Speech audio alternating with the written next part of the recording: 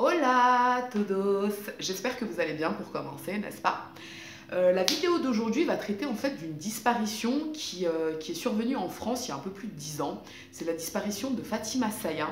Je me souviens en fait qu'à l'époque de la disparition de la jeune femme, j'avais été affectée, mais je pourrais pas vous expliquer pour quelle raison. Ça m'avait d'un côté fait peur, très peur même, puisque moi les disparitions inquiétantes où on ne sait pas ce qui s'est passé, c'est des trucs qui me font terriblement peur. Et d'un autre côté, ça m'avait énormément chagrinée parce qu'on avait vu les parents de la jeune fille témoigner, son petit copain témoigner. Donc sans plus tarder, je vous laisse du coup découvrir cette vidéo. J'espère qu'elle vous plaira et je vous souhaite un excellent visionnage.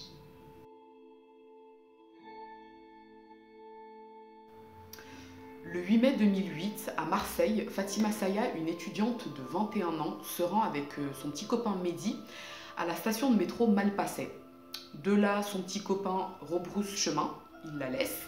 Et à partir de là, en fait, on n'aura plus jamais de nouvelles de la jeune fille, si ce n'est un texto que va recevoir Mehdi 2 heures après l'avoir déposé, dans lequel Fatima aurait écrit, puisque depuis on sait que c'est pas elle qui l'a écrit: j'ai rencontré une copine en chemin, je reviendrai ce week-end, en gros, c'est ça l'idée du texto.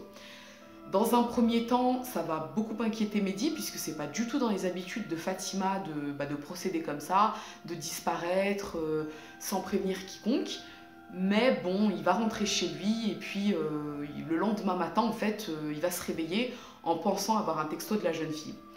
De là, il va recevoir un appel de la mère de Fatima Saya. Alors elle lui explique en fait que la jeune fille n'est pas rentrée de la nuit, que son téléphone est sur messagerie, donc il est éteint, et elle lui demande paniquée, où est ma fille?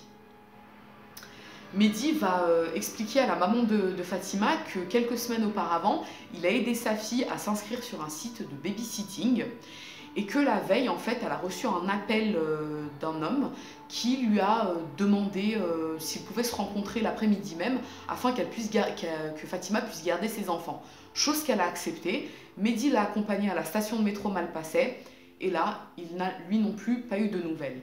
Bon, dans un premier temps, ce qui va se passer, c'est que les parents paniqués vont contacter les hôpitaux, les urgences, les commissariats de police de la région, mais voilà, on n'a aucune trace de cette fameuse Fatima Saya.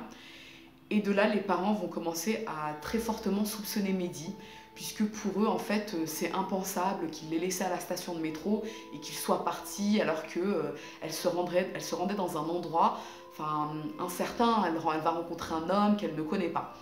Mehdi va essayer de se défendre, j'imagine, de toutes ses forces, jusqu'à ce que l'enquête le mette définitivement hors de cause. La police va découvrir lors de l'enquête qu'effectivement Fatima a bien reçu un appel émanant d'une cabine téléphonique de Marseille le matin de sa disparition. Bon, l'appel n'a pas duré bien longtemps, hein. Que via les caméras de surveillance en fait du métro, Mehdi l'a bien accompagné à la station Malpasset et qu'ensuite il a rebroussé chemin. Donc ça va le disculper formellement. Ils vont également vérifier le téléphone portable de Mehdi, donc son bornage en fait au moment de la disparition de la jeune fille. Il leur a pas menti, il leur a expliqué se trouve à tel endroit, effectivement il y était bien. Il n'a pas émis ou reçu d'appels suspects, de numéros inconnus dans la journée. Donc de là, on le met définitivement hors de cause.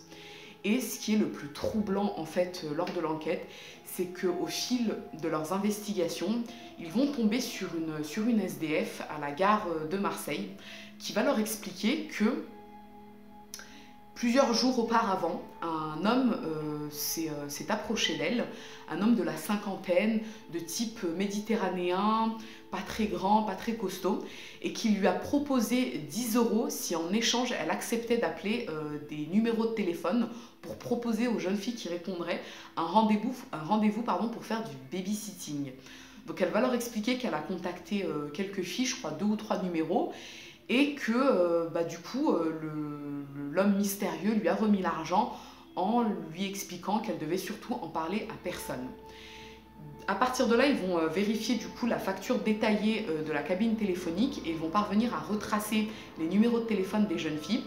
La dernière jeune fille qui a été contactée, alors c'est là le plus troublant, la dernière jeune fille qui a été contactée leur explique qu'effectivement elle a bien été appelée ce jour-là, quelques jours avant le 7 mai 2008, et qu'elle n'a pas senti en fait, elle s'est pas sentie en sécurité, elle a eu un mauvais pressentiment quand la femme SDF lui a donné rendez-vous, et que du coup elle ne s'est pas présentée au rendez-vous qui avait été fixé le 7 mai 2008. Donc le 7 mai, c'est le jour de la disparition de Fatima Saya. De là, la police en déduit l'homme mystérieux qui donc a fait appeler la SDF est forcément le ravisseur de Fatima Saya. Mais dans les mois qui vont suivre, on ne va pas être dans la capacité en fait de retracer précisément de qui il s'agit.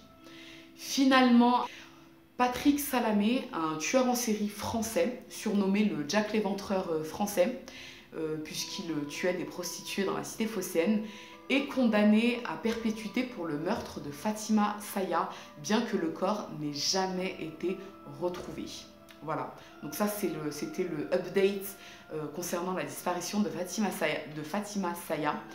Moi, ce que je trouve le plus fou en fait dans cette histoire, avec tous mes respects pour la famille de Fatima, c'est qu'en fait ses parents jusqu'au bout n'ont pas accepté l'idée que ce ne soit pas Mehdi qui soit impliqué en fait dans la disparition de leur fille. Et malgré toutes les preuves qui tendent à accuser Patrick Salamé, pour eux ce n'est pas lui en fait qui a enlevé leur fille. Alors selon moi, l'explication serait que dans la mesure où on sait ce qu'a fait Patrick Salamé à toutes ses victimes, peut-être que les parents ne veulent pas ou ne peuvent pas imaginer une seule seconde que leur fille ait pu vivre un tel calvaire. Mon opinion à moi, c'est qu'effectivement, c'est bien Patrick Salamé qui l'a enlevé. Le mode opératoire en fait, de Patrick Salamé, il a évolué suite au tapage médiatique qu'il y a eu autour de la disparition de Fatima Saya. Il s'est rendu compte que c'était assez risqué finalement d'enlever une jeune fille lambda, que il prenait des risques en fait d'être retrouvé, qu'il y ait des témoins oculaires, et c'est la raison pour laquelle quelques mois plus tard il s'en est pris à des prostituées. Voilà, ce sera tout pour la disparition de Fatima Saya. J'espère que cette vidéo vous aura plu, vous aura intéressé. Si c'est le cas, n'hésitez pas à mettre un petit j'aime, ça fait plaisir, mais surtout n'hésitez pas à vous abonner, c'est encore mieux. Sur ce, je vous souhaite une excellente soirée et je vous dis à très bientôt.